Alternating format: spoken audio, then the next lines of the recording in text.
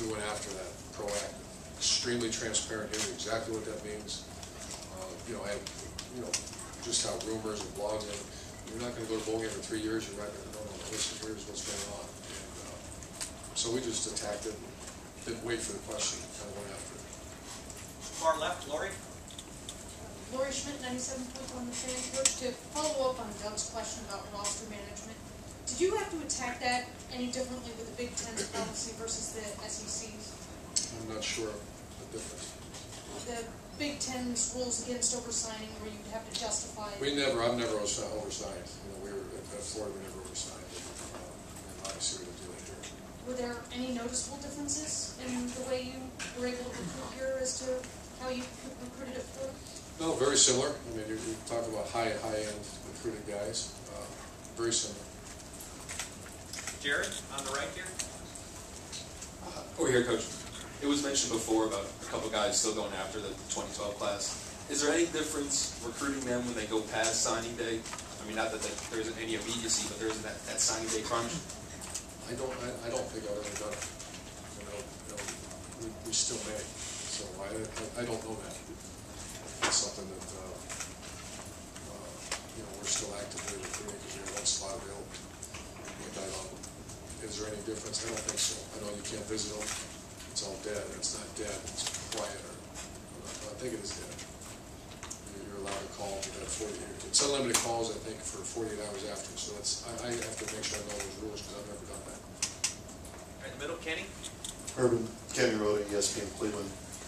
You talked about the competitive nature. You look for that in the player. The character issues with what's happened recently here. How much of a factor was that in the way you recruited this year at Ohio State, and was it any different from what you've done in the past? Yeah, I think everybody, because of the nature of Twitter and social media and all this stuff, you're so careful. And, I heard this horrible story about a guy that did something stupid and lost all his scholarships, and it's just awful. Kids are kids, but you represent a powerful university. And so we always, if you walk in that room, there's a list, and then always I have character 1 through 5. And, I want to know, the only person that really knows is that recruiting coach. If he does a good job, get under everything and ask him the secretaries, the assistants, the assistant coaches, the teachers in the school to find out, there's a couple red flags that show up.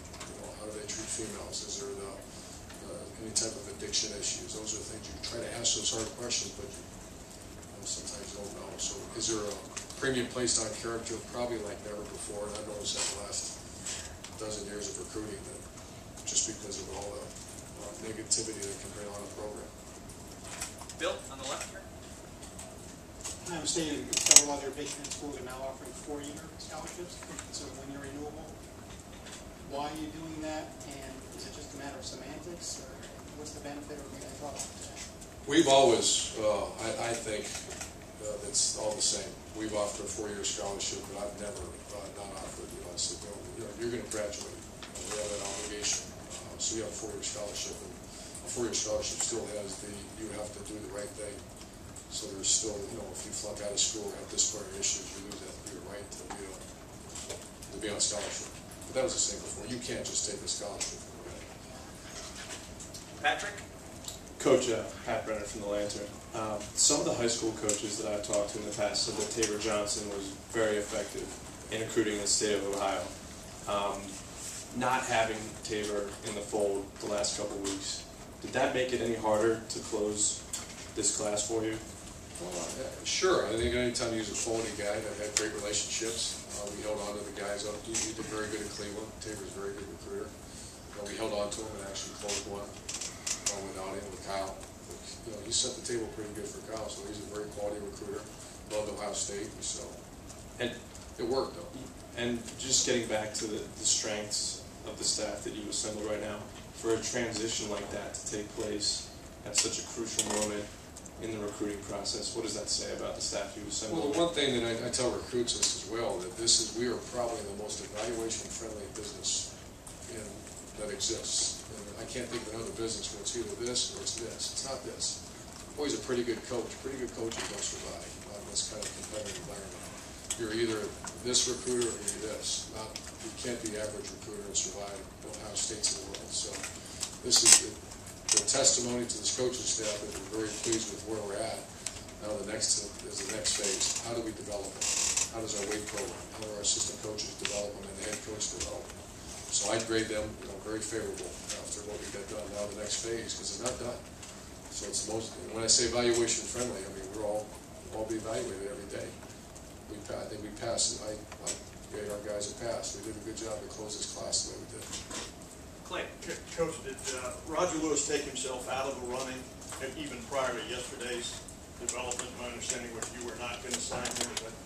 Yeah, he couldn't. I don't know if I'm allowed to talk about that. He was not going to be part of the regard. I heard something awful that happened, but before that, he was not going to be part of the recruiting class. Lori? Coach, you had inherited some recruits from a previous coaching staff. Were you pleased to see how well they fit your system and how well they seem to gel with what you plan to do? I think so. I just don't know them very well. I know the guys that are here, Briante Dunn. I love Josh Perry. Right, Joshua Perry is doing outstanding. He's already gained a bunch of weight. A great looking kid, nice family. So very pleased with what we got. Dave, front row. Curious to get your thoughts on the prospect of an early signing period. Basketball has one. A lot of people think football needs one. Obviously, it worked in Ohio State's favor this year that there wasn't one. Normally, would you be in favor of an early signing period? Do you think it's good the way it is? I was on a committee a couple years ago, and I think the best one I heard is when a kid's willing to say, I'm not going to visit anywhere, then he can sign early. But, I don't know. Thank God we didn't have one this year. We'd be a bunch of saw in the faces. A bunch of angry coaches. To the far left, Jeff. Over here, Jeff Silva with Buckeye Sports Bulletin. You had mentioned that you had to recruit really good players at positions of need, but at the same time you mentioned wanting to recruit high character kids. Was it difficult with the accelerated kind of time span you had to work with to get good evaluations on both of those fronts? Yeah, that's the $1 million question that you have to ask yourself. I knew Noah Spence for 2 weeks. Bang, he shakes our hand and tells us a Buckeye. And then finally, the next 4 weeks we spend recruiting him afterwards. We find out how magical. I mean, what a great family. This class was, the more you found out about it, the better you felt as far as the character. But early on, I mean, you're offering scholarships to, who knows? Because we had no idea. But the more, that was a good 6-week period of, we got to know most of these guys. Got time for a few more questions. Tim? Yeah, Irvin, when the word finally came from Cal Dodson, y'all might have had previous word, I don't know, but when you finally got the facts and stuff, was that a cherry on top today? How would you describe just the emotion with it? I mean, this is a guy that was committed to Wisconsin, that opened it back up, was USC, Michigan State, you guys. Just what did it mean to kind of get that guy? I think we had to have him. I don't think I know we did, but where we're at right now, our offensive tackle at Ohio State, our depth at line, and our sheer numbers, that was a must-have. I would almost trade him for any other player that we signed. We had to have him. And you get the two offensive tackles that 3 weeks ago, it didn't look like we were even in the running. And to say that we got to, and the body types are exactly, it's okay, let's go on. God created 2 offensive tackles for us. That's exactly what we go look for. Big athletic guys that can pass pro and block second-level defenders. And both those guys are plus A1A guys, so we're perfect for our fit. No QB in this class, but is that a priority? Has to be. Next year's a one. Oh, we got Cordell. Yeah, that's right. I forgot about Cordell. Cordell Jones. Yeah. So, But is it a priority every year for you to get one? you want to sign 1 a year. And obviously with Braxton Miller, it's harder. We have the issue with Tim Tebow and Alex Smith. It's hard to sign a guy when they know that it's going to be hard to break into the lineup. Coach, just want to ask about Cardale.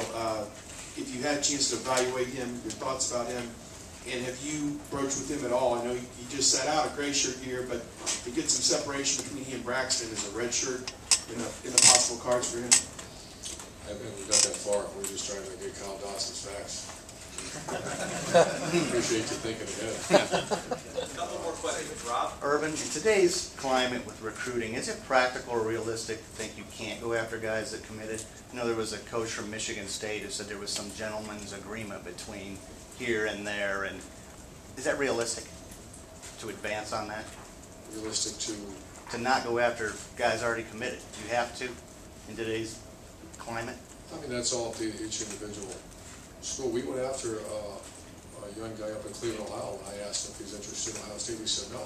Okay, wish you all the best, good luck, and do well in school, and moved on. You know, you ask a young man, especially from your home state, are you interested? Real clear, are you interested in Ohio State? Yes, coach, I've always wanted to be a Buckeye. It kind of opens the door. And so that's really the only way we've recruited. And like I said, Taylor Decker recruited us.